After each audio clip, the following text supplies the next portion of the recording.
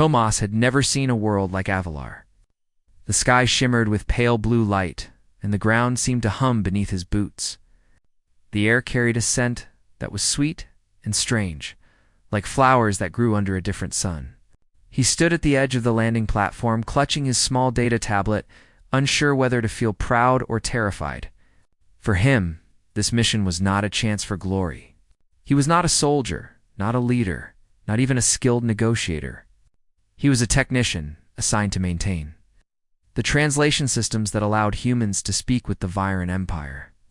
The Viren were ancient and advanced, a species of tall, graceful beings whose eyes shimmered with metallic hues. To humans, they looked both beautiful and intimidating. Their civilization spanned dozens of star systems, and they were known for their logic, calmness, and control. Emotions were seen as weaknesses, and honesty without caution was considered reckless. Tomas knew all this from his training sessions on the journey from Earth. Still, the thought of standing in a royal hall among them made his stomach twist. The day of the ceremony arrived sooner than he expected.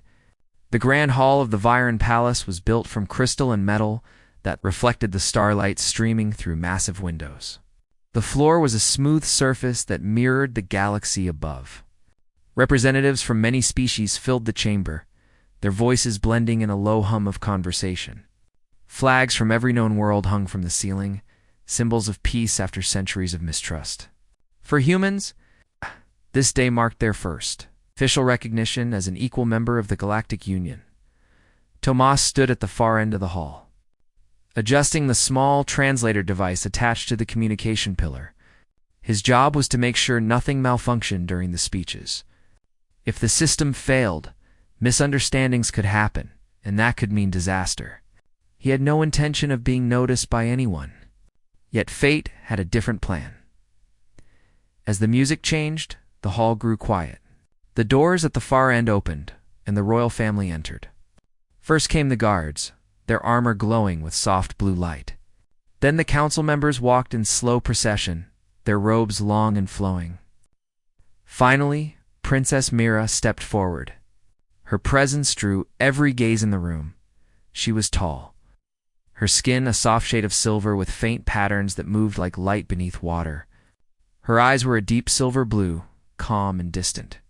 Her hair, long and white as moonlight, flowed behind her as she walked. Every step she took carried the grace of someone raised in ceremony and discipline. She looked untouchable, as if she belonged to a world far beyond emotion. The human delegation stood as she approached the center of the hall. Their leader, Ambassador Red, bowed respectfully. Tomas remained near the edge of the stage, checking the readings on his tablet. The signal was strong, the frequency stable. Everything was perfect, until a faint vibration pulsed through his device. A moment later, the translator pillar flickered. Tomas froze. The display turned dark for a heartbeat before flashing again. A small spark jumped from the interface, startling him. He crouched quickly, tools in hand, trying to repair the connection without drawing attention. But before he could finish, the lights around the pillar flared too bright. The holographic projection of the translation field shimmered wildly, and for a moment it surrounded only him and the princess. The noise in the hall faded. Tomas looked up, realizing that the entire audience was staring at the glowing field between him and Princess Myra. The translation pulse created a thin shimmer of light that linked their eyes. He felt the weight of her gaze, calm yet curious. His throat went dry.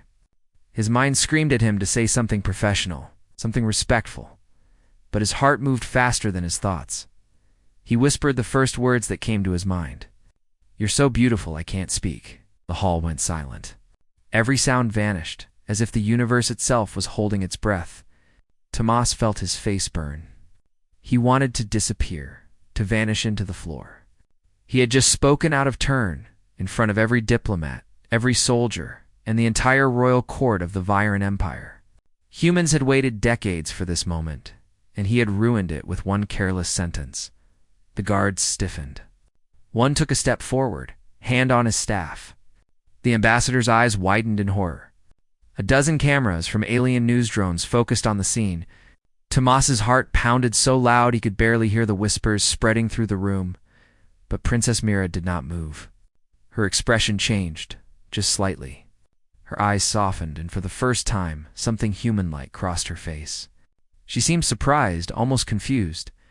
The translator field flickered again, catching her quiet words. "You cannot speak?" Tomas shook his head quickly. He stopped himself, realizing anything else might make it worse. "I am sorry, Your Highness." The translator malfunctioned, and he looked at the device in his hands, as if the small piece of metal could somehow explain his behavior. The ambassador stepped forward, bowing deeply. "Please forgive him, Princess. He meant no offense. He is only a technician." Princess Mira raised a hand, stopping the ambassador from continuing. Her eyes remained on Tomas. "You spoke with honesty," she said quietly. Her voice was smooth, but held a note of something unfamiliar to the Viren language curiosity. "No one speaks to me like that. You did not speak as a servant, or as a diplomat. You spoke as one who sees." Tomas blinked. He had no idea what to say. The translation system hummed softly, recording every word. He wanted to sink into the shadows. But the princess had turned a simple mistake into a moment of attention that no one could ignore. "Tell me your name," she said. "Tomas, Your Highness," he answered, trying to keep his voice steady. "Tomas," she repeated, testing the sound of it. "A human name." She tilted her head slightly. "Your people are known for passion. Do all humans speak with such open hearts?"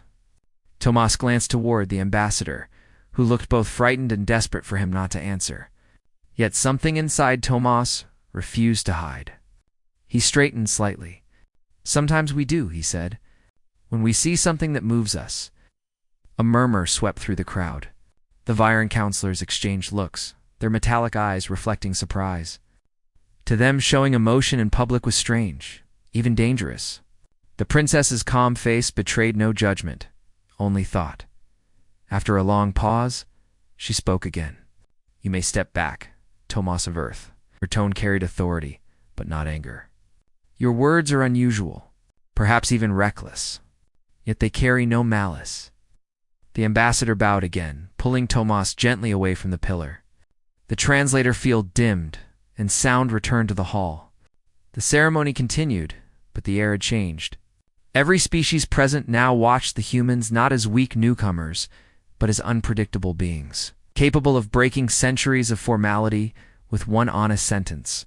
When the event ended, Tomas stayed behind to repair the system properly. His hands trembled slightly as he worked. He replayed the moment in his mind, wishing he could take back his words, but also feeling something he could not explain. For the first time in his life, he had spoken from his heart without fear, and instead of punishment, he had been heard. As he adjusted the final connection, a soft sound caught his attention. He turned and saw Princess Mira standing near the entrance of the hall. She had dismissed her guards and approached alone. Tomas quickly stood and bowed. "Your Highness, I am truly sorry for what I said earlier. It was not my intention to offend you." Mira studied him for a moment. "Your translator works again," she said, noticing the steady light of the pillar. "But tell me, Tomas, do humans often speak such words without thought?" He hesitated. "Sometimes we do, but not out of disrespect. We speak from feeling. Sometimes our words escape before we can stop them." "That seems dangerous," she said softly.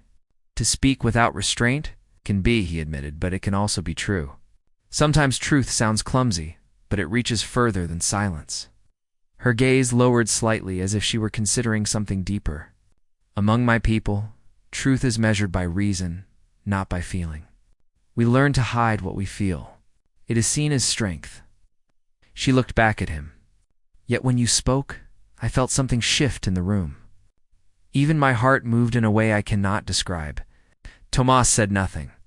He could barely breathe. The princess continued, her tone gentle, but curious. "Perhaps honesty is not weakness after all. Perhaps it is another kind of strength." She gave a small nod, then turned to leave. Before she reached the door, she looked over her shoulder once more. "You may continue your work, Tomas of Earth. I will remember what you said." As she walked away, Tomas felt the strange mix of relief and wonder settle in his chest. He had made a mistake that had turned into something unexpected. Somewhere between fear and admiration, a bridge had formed a single human sentence, crossing the distance between two worlds. Outside, the twin suns of Avalar began to set, painting the sky in colors that looked almost like Earth's evening light. Tomas watched the glow reflect off the palace towers and felt the first flicker of understanding. The Viren might have mastered logic and order, but they had forgotten something. Humanity still carried the simple power of speaking from the heart. And in a hall filled with silence, that power had been heard. The next morning, Tomas woke early to the faint hum of the city outside his quarters. Avalar's capital was unlike any human city. Its buildings were tall and curved, built from crystal and metal that shifted color with the sunrise. Hovering transports moved silently through wide air lanes, and gardens hung from every balcony. The air was calm and cool, touched by the scent of blue blossoms that grew along the walkways. It should have felt peaceful, but Tomas's thoughts were restless. He could not forget what had happened the day before. His words had spread faster than he imagined. The entire embassy was whispering about the human who had spoken so boldly to the alien princess. Some thought he had embarrassed their people. Others said he had shown courage that no one expected. Tomas did not know which was true. He only knew that the memory of her silver blue eyes stayed in his mind like a soft light he could not turn away from. At breakfast, a small group of human staff sat together in the embassy dining hall. The talk was tense. "You were lucky she did not have you removed," said Liane, the communication officer. "The Viren are strict about their royal customs. Even their own citizens speak to the princess only through protocol." "I know," Tomas said quietly. "I didn't mean to speak like that. It just came out." Ambassador Reed entered the room, and the conversation stopped. The ambassador's face was serious. He gestured for Tomas to follow him to his office. Inside, the room was simple but elegant, decorated with both human and Viren symbols. Reed sat behind his desk and folded his hands. Tomasky began. "What happened yesterday has reached the Royal Council. The entire delegation is talking about it." Tomas's stomach tightened. "I understand, sir. I take full responsibility. If I need to step down?" Reed raised a hand. "No. Surprisingly, the council is not angry. The princess herself asked to speak with you." Tomas blinked. "She did?" "She did," Reed said with a small sigh. "She requested a private meeting. The council approved it. I do not know her reason, but I suggest you be careful. One wrong word can damage more than your career. It can affect the trust between our worlds." Tomas nodded, his heart beating faster. "I understand, sir. I'll be respectful," Reed said. "The meeting is this afternoon in the Royal Garden. Dress properly and speak with calm. Remember, you represent all of humanity now." When Tomas left the office, he leaned against the corridor wall for a moment to steady himself. He had never expected to meet the princess again, and now he would be standing before her in a private meeting. The thought both thrilled and frightened him. Later that day, a royal envoy arrived to escort him to the palace. The palace gardens were known throughout the galaxy as one of the most beautiful places in the Viren Empire. As Tomas entered through the glass archway, he felt as if he had stepped into a living dream. Trees with silver leaves shimmered in the sunlight. Streams of glowing water wound through the grass, and delicate creatures floated like petals above the flowers. Everything felt alive and perfectly ordered. The princess was waiting near a crystal fountain. She wore a robe of soft white that caught the light and scattered it around her like a halo.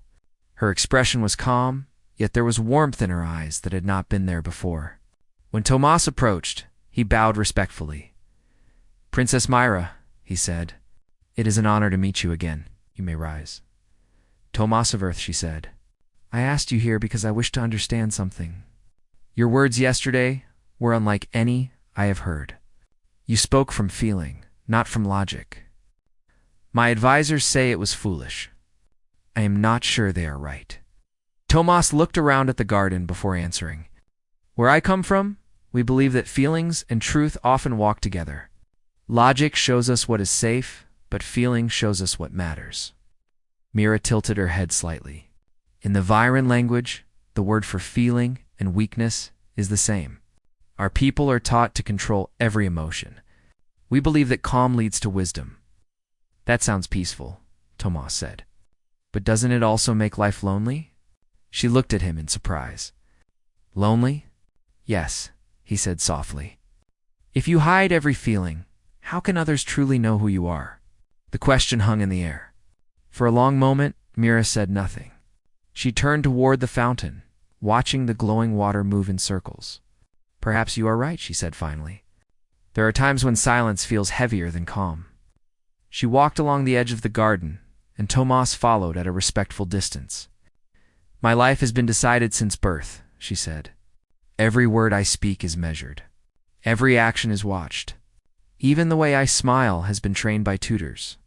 When you spoke yesterday, it was the first time in years that someone said something to me that was not written by protocol.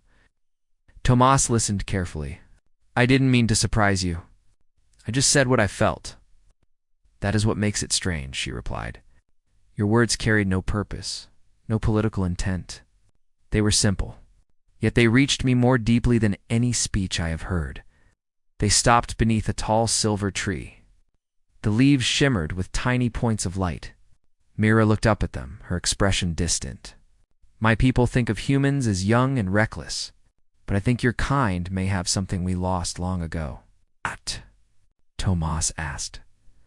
The courage to speak truth without fear, she said quietly. For a while, they walked in silence. The sound of the fountain mixed with the soft hum of the trees. The moment felt fragile but peaceful.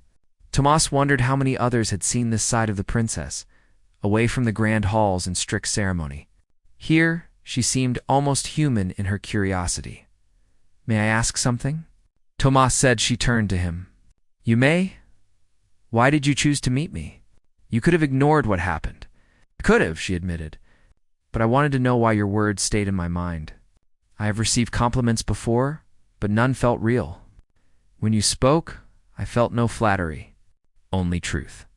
Tomas smiled slightly. Maybe that's because I didn't plan to say it. It came straight from the heart. The heart, she repeated thoughtfully. We speak of it only as an organ, but you use it as something greater. It means what we feel, Tomas said. It guides us when reason is not enough. Mira studied him for a moment, then asked, Do humans trust their hearts more than their minds?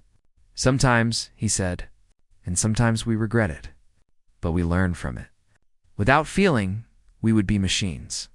Without reason, we would be chaos. We try to balance both. Mira smiled faintly.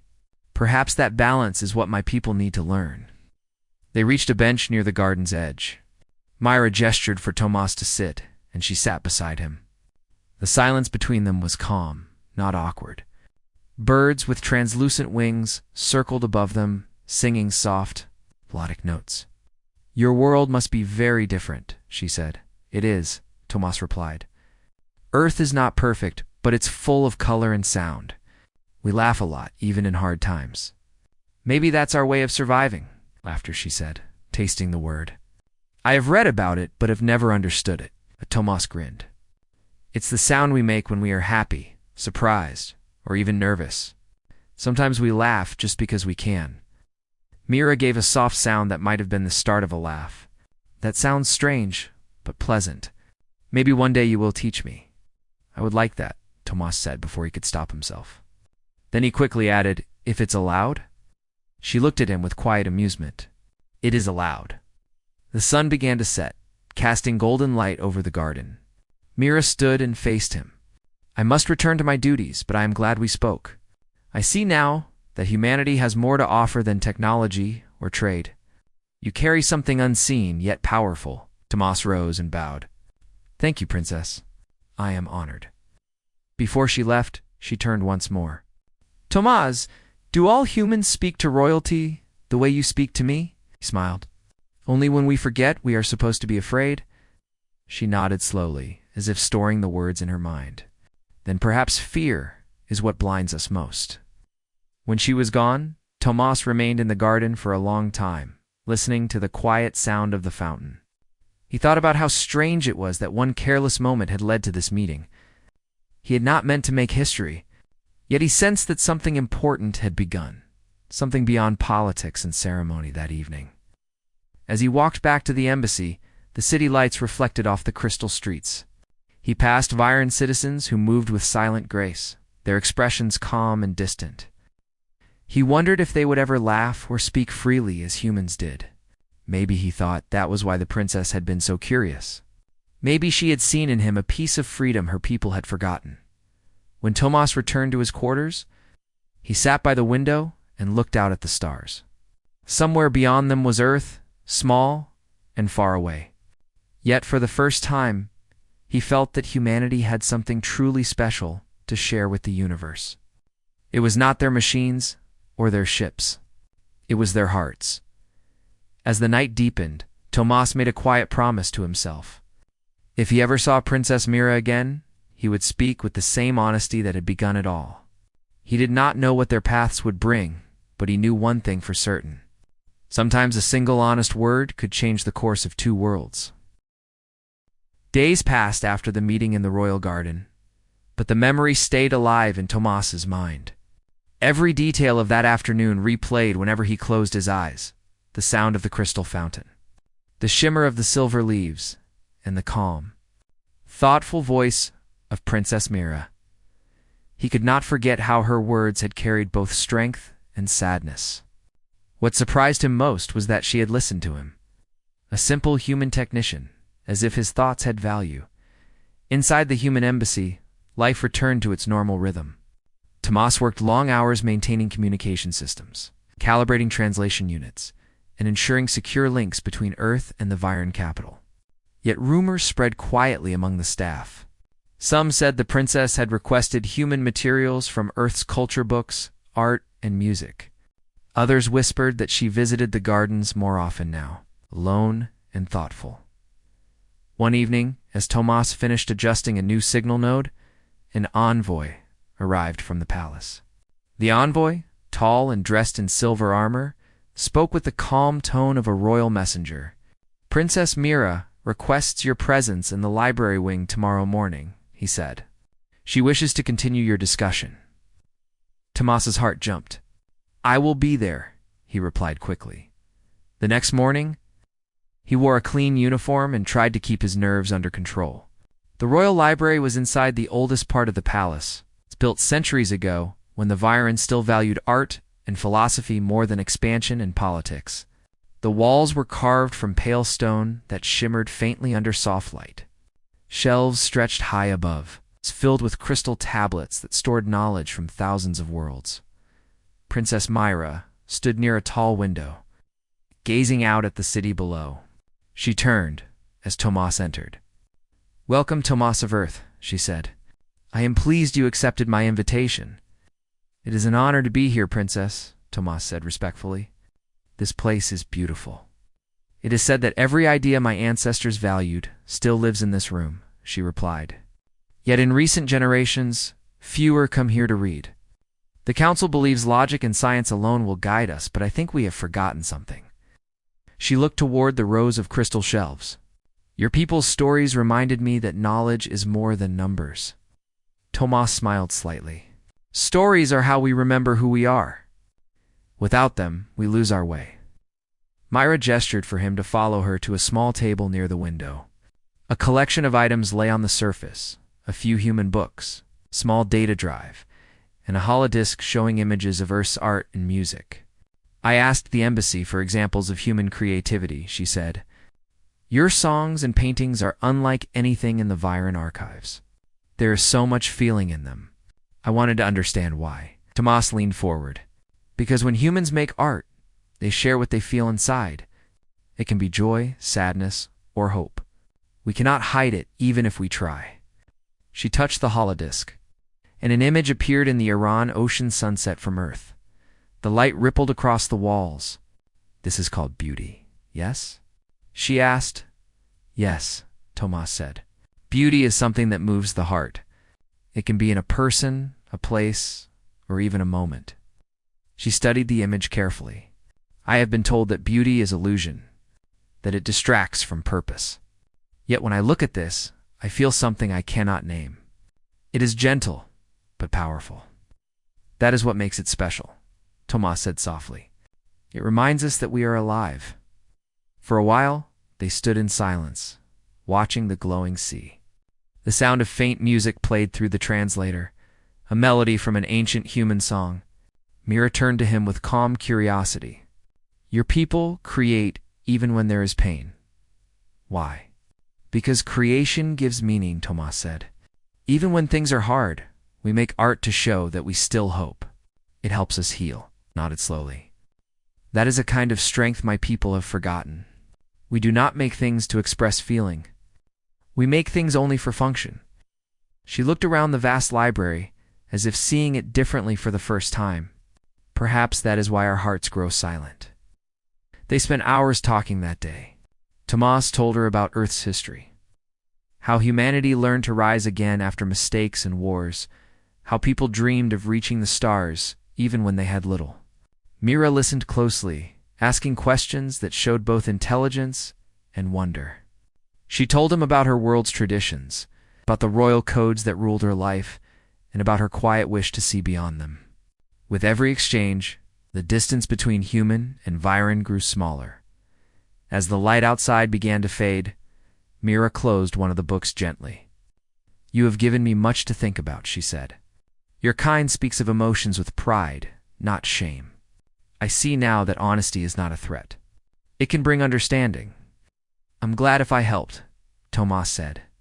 You did more than help, she replied.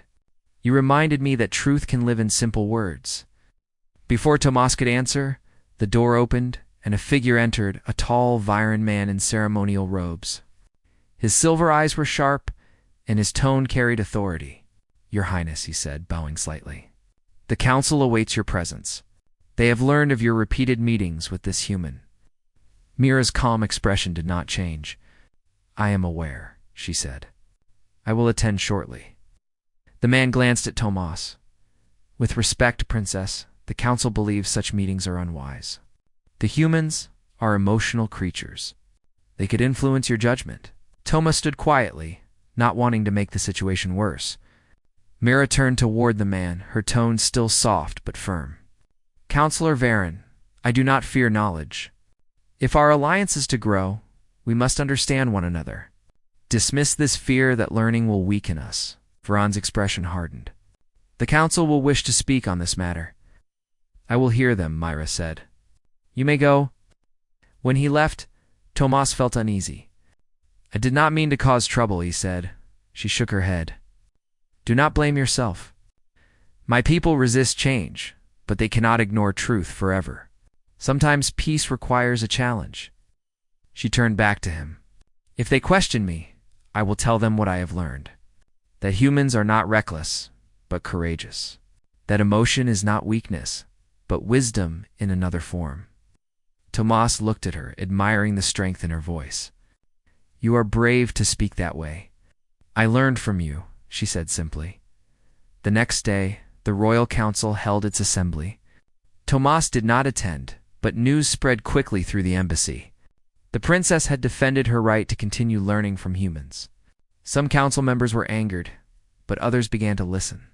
Her words carried weight not because she was royal, but because they were sincere.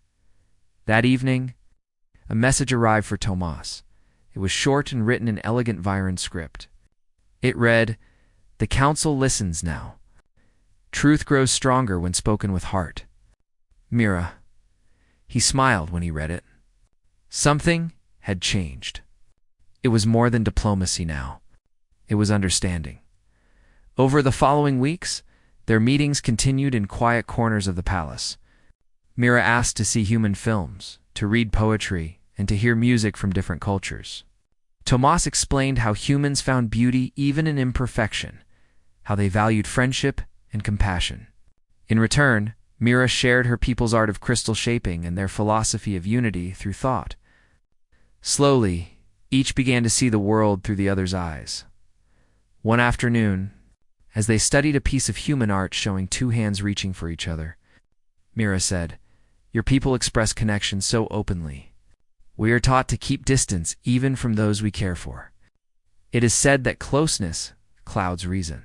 Tomas looked at her thoughtfully. Maybe reason is clearer when we care. It makes us want to understand, not just judge. She smiled slightly. You speak as if you see into my thoughts. Maybe I am learning, he said. Their eyes met, and for a moment neither spoke. The silence between them was not awkward, but calm. It was filled with quiet respect. Later that day, as Tomas returned to his quarters, he saw the city in a new way. The Viren walked with their usual grace, but he noticed small changes. More of them were talking to humans, sharing small greetings. In the marketplace, a group of Viren youths watched a projection of Earth music, curious and fascinated. The connection was spreading faster than anyone expected, but not everyone welcomed it. Some members of the council warned that humans could disrupt the balance of their society. They believed feelings led to chaos. To them, Tomas was a symbol of danger. Still, Princess Myra continued to defend humanity, even when it risked her standing among her people. One night, Tomas received an urgent message. The council had called an emergency session. Rumors said they were preparing to restrict contact between humans and the royal family. He feared that Myra would face consequences for their friendship. At dawn, he went to the palace gates, hoping for news. Hours later, the gates opened and Myra appeared, her expression calm but weary. She approached him quietly. The council wishes to end our meetings, she said. They fear I am becoming too human. Tomas felt a deep sadness but kept his voice steady. What will you do? She looked up at the rising suns. I will not stop learning. They cannot silence the truth once it has begun to live. She paused, then added, what you taught me will remain. Even if we cannot meet again for now, your words have changed me. I will use them to guide my people. Tomas nodded slowly. And I'll keep believing that understanding can cross any distance. Myra smiled faintly. Then perhaps one day when our worlds are ready, we will meet again without fear. Weeks passed since Princess Myra had publicly defended her meetings with Tomas. The royal council had not been pleased, but they could not ignore the interest that humans were generating across Avilar. Tomas's role remained small in title, yet enormous in influence. Everywhere he went, Viren scholars, diplomats, and even curious citizens watched him closely. Some admired his courage. Others whispered that humans were unpredictable. But all agreed that he had changed the way that Virens saw their world.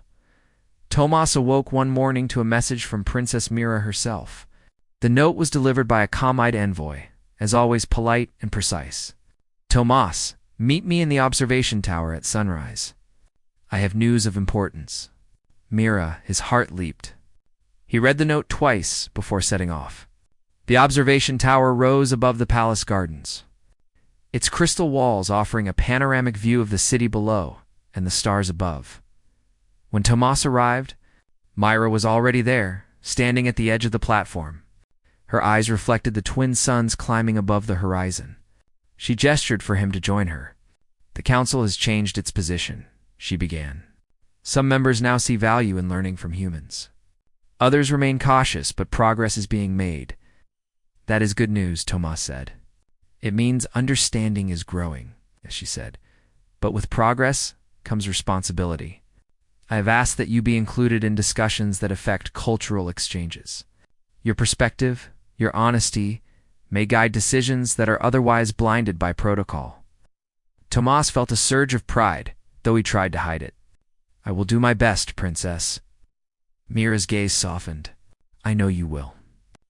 And Tomas, your words yesterday in the garden about speaking from the heart, they have begun to inspire others. Humans are not just visitors here. They are teachers, not only of technology, but of truth. He shook his head in humility. I only speak what I feel. I am not a teacher. Sometimes the simplest words are the strongest lessons, she replied. Do not underestimate the power of honesty. Their conversation continued as the suns rose higher, painting the city in golden light. Myra spoke of her hopes for her people, of the desire to find balance between logic and emotion, order and freedom. Tomas listened, occasionally offering his perspective, but mostly he learned. He realized that true leadership was not only about command, but about understanding others, listening to them, and guiding them with care. Mira embodied this kind of wisdom, though she was only beginning to see it in herself. Days later, a formal gathering was held at the palace to discuss cultural exchanges. Viren counselors, diplomats from neighboring systems, and human representatives were all present. Toma sat quietly among the human delegation, trying not to draw attention. Yet when Princess Mira spoke, all eyes were on her. She spoke of balance, of courage, and of the need to learn from every perspective. She mentioned humans by name, highlighting their honesty and adaptability. Her words surprised some, inspired others, and made many question long-held assumptions about emotion and reason after the assembly. Counselor Varen approached Tomas. "I see why the princess values you," he said. "Your kind is different, but perhaps there is merit in what you represent. Still, be cautious. The council is divided, and resistance is strong." "I understand," Tomas replied. "I will be careful." But caution was not what he felt when Mira later requested a private discussion in the royal gardens. That afternoon, he found her standing by the fountain where they had first met. The sunlight danced across the water, making it glow softly. Mira gestured for him to sit beside her on the bench. "Tomas," she began, "there is a decision that must be made. The council has proposed limiting contact between our species. Some argue it is too soon to trust humans with knowledge of our culture and technology. I disagree, but I must present a plan that protects both our people." Tomas leaned forward. "What kind of plan?" "I propose a series of joint projects," she said. "Humans and Viren will work together in ways that foster understanding without risking tradition. You will guide the human team. Your honesty will be the key to bridging gaps." Tomas felt both excitement and fear. "It is an honor, Princess, but I am only a technician. I do not know if I am capable." "You are capable," she said firmly. "I trust you because you speak with your heart, not with the desire for favor or recognition. That is the strength the council cannot ignore." Over the next weeks, Tomas found himself immersed in work he had never imagined. He traveled between Viren institutions, helping humans understand Viren science and art, and helping Viren see the value in human perspective. He taught them how curiosity, honesty, and creativity could enhance their knowledge without compromising their traditions. Slowly, resistance softened. Scholars began to smile more freely, students asked more questions, and some council members acknowledged the need for change. Tomas's influence, though quiet, was profound. Through it all, his friendship with Princess Mira deepened. They shared more than formal meetings. They discussed their dreams, their fears, and their visions for the future. Mira confided in Tomas the loneliness she often felt despite the grandeur of her life. She revealed how difficult it was to be constrained by expectations, to move through the world as a symbol rather than as herself. Tomas listened without judgment, offering insight and understanding drawn from his own experiences. He reminded her that being true to oneself, even in the face of pressure, was a strength. One afternoon, as they walked through the palace gardens, Mira stopped beside a tree that glowed softly in the sunlight. "I have learned something from you, Tomas," she said. "You have shown me that honesty can be an act of courage, and that courage is not always loud. Sometimes it is quiet, steady, and patient." Tomas looked at her, feeling a sense of warmth he could not fully explain. "I am glad to hear that, Princess. That is how humans try to live. We do not always succeed, but we try." He smiled faintly. "Perhaps that is why your people endure so much. You value hope and truth more than fear." Tomas realized that she was right. Humans often faced obstacles that seemed insurmountable, yet they persevered. They shared, they laughed, and they cared for one another. He had not thought of it as a lesson, but Princess Mira had absorbed it in ways that were remarkable. Her world was built on perfection and control, yet she was learning that imperfection could be a form of wisdom. Their work together continued for months. Tomas guided human teams in art, science, and philosophy, while Mira worked to integrate these lessons into Viren society. Slowly, small changes began to appear. Artisans experimented with new forms. Students asked questions about emotion and expression, and scholars debated ideas that had long been forbidden. The city itself seemed to breathe differently, as if understanding had awakened something dormant. One evening, Timos and Mira stood on the observation platform, watching the twin suns dip below the horizon. The sky was painted in shades of gold and violet, reflected in the glassy towers below. "I never thought humans could teach me so much," Myra said softly. "You taught me as well," Tomas replied. "You showed me what it means to lead with thought and care, and you have taught others to see differently." She looked at him, her silver blue eyes reflecting the last light of day. "Perhaps our worlds can be stronger together, not just in trade or politics, but in understanding and trust. We have started something new." Tomas felt a quiet sense of fulfillment. What had begun as a chance meeting, a single word spoken from the heart, had grown into something far greater. It was not only a friendship, but a bridge between two civilizations. The journey ahead would not be easy. Resistance remained, and challenges would continue. Yet Tomas knew that truth, honesty, courage could move mountains when shared sincerely. As night fell over Avalar, stars twinkled above, casting silver light across the city. Tomas and Mira stood together, contemplating the future.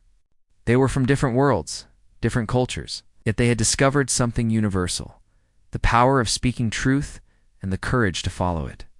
And in that moment, they understood that their journey had only just begun. The sun rose over Veralia, spilling golden light across the floating rivers and glowing forests. Rian stood at the edge of the palace balcony, staring out at the horizon. His ship gleamed in the morning light, ready for the long journey back to Earth. The quiet hum of the city below was alive with Varelians moving about, preparing for another day. But for Rian, this day was heavy with a mix of anticipation and sadness. Nira approached silently, her luminous skin reflecting the soft light. She wore a simple robe today, not the ceremonial gown she often favored, yet she looked every bit regal. Rian turned to greet her. Their eyes met in a way that spoke more than words ever could. "I never thought I would feel this way about another world," Rian said, his voice soft but steady. "Varelia has taught me so much about courage, hope, and kindness. I will carry it with me always." Nira's expression softened, and she stepped closer. "You have changed more than you know, Rian. The humans may seem small to some, but you have shown strength that is rare in any species. You have brought a spark of hope to Varelia. That is something no one can take away." Rian smiled, though his heart ached. "I came here to help, but I think I have learned more than I gave."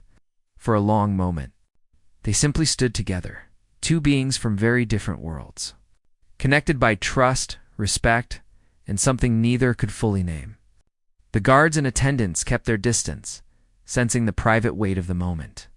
Even the air seemed to pause, as if the universe itself acknowledged the bond between them. Finally, Nira reached into a small pouch at her waist. She withdrew a glowing crystal, shaped like a teardrop, that pulsed with a soft light. "This is a gift from my people," she said.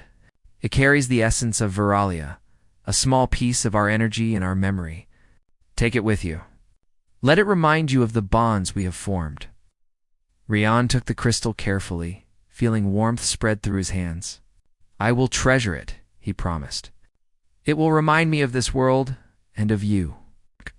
Nira nodded. "And I will think of you whenever the light of this crystal shines."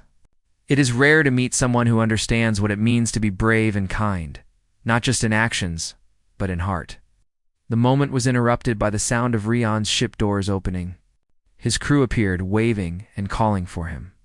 Rian gave a last glance at Nira, feeling a pull in his chest that he could not explain. He wanted to say more, but the words failed him. Instead, he offered a deep bow, a human gesture of respect he had learned in his travels. Nira mirrored the bow in her own graceful way, and for a heartbeat they were perfectly in sync. Two worlds meeting in a simple act of respect. As Rian stepped onto his ship, the engines humming to life, Nira watched. The city below seemed smaller from her high balcony, yet somehow brighter. She knew that Rian's presence had changed more than just her own heart. He had sparked a new understanding among the Varelians, a reminder that courage, honesty, and kindness could come from any being regardless of size, shape, or origin. The The ship lifted off smoothly, rising above the glowing rivers and floating forests. Rian pressed his hand against the crystal she had given him. Its glow filled the cabin with a gentle warmth. He could almost feel Nira's presence, a quiet assurance that this was not an ending, but a continuation. During the long journey back to Earth, Rian thought about everything he had seen and learned. The ingenuity of the Varelians, the elegance of their society, and the beauty of Nira herself remained vivid in his mind. More than that, he understood the greater lesson of their meeting, that respect, courage, and honesty could build bridges across the vastest distances in the universe. When he finally returned to Earth, Rian was greeted with curiosity and awe by his fellow humans. They asked about Varelia, about the technology, the people, and the planet itself. Rian spoke openly, recounting the beauty, the harmony, and the unexpected bravery he had witnessed. But more than facts, he spoke of the bond he had formed with Nira, careful to respect her privacy while sharing the heart of his experience. The crystal she had given him sat on his desk, glowing softly as if it contained the heartbeat of another world. Rian would often stare at it, imagining Nira walking through the palace gardens, her luminous skin reflecting the sunlight, her laughter like a soft melody among the trees. He thought about the Festival of Unity, the clever solutions they had devised together, and the quiet moments where words were not needed, back on Varelia. Nira continued her royal duties, but something had shifted in her as well. She spoke to her council and people about the humans, not as distant creatures, but as beings with spirit and courage. She encouraged learning and exchange, inviting knowledge from Rian's world and opening the possibility for more humans to visit peacefully.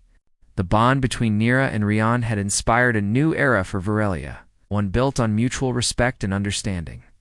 Months passed, yet the memory of Rian's visit remained vivid.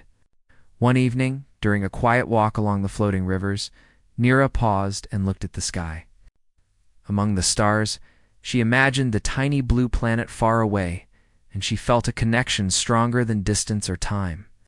She whispered a simple thought almost to herself, "Thank you, Rian." On Earth, Rian worked tirelessly to share the lessons he had learned from Varelia. He spoke about the importance of courage, understanding, and kindness in every human interaction. He wrote about Nira and her people, careful to honor their world without exploiting it. Through his stories and actions, he inspired others to look beyond themselves, to value intelligence, creativity, and heart in all beings. Yet despite his busy days, Rian never forgot the quiet moments on Varelia, the first meeting, the Festival of Unity, and the simple gesture of Nira's gift. Each memory reminded him that the universe was vast and full of possibilities, and that even small acts of honesty and courage could have extraordinary effects. One day, while examining the crystal, Rian noticed a faint glow pulsing stronger than usual. He realized that perhaps Nira was thinking of him as well, sending energy across the light years in a silent but meaningful message. A smile spread across his face, and he whispered back, "I am always with you." And so, even though they were separated by planets and light years, the bond between Rian and Nira remained unbroken. It was a bond built on respect, courage, and the simple truth of being honest with one another. The humans and Varelians had discovered a bridge between their worlds, and it all began with a single, sincere word: "You are beautiful." The universe continued its endless dance of stars and planets, but for Rian and Nira, that vast expanse no longer felt lonely.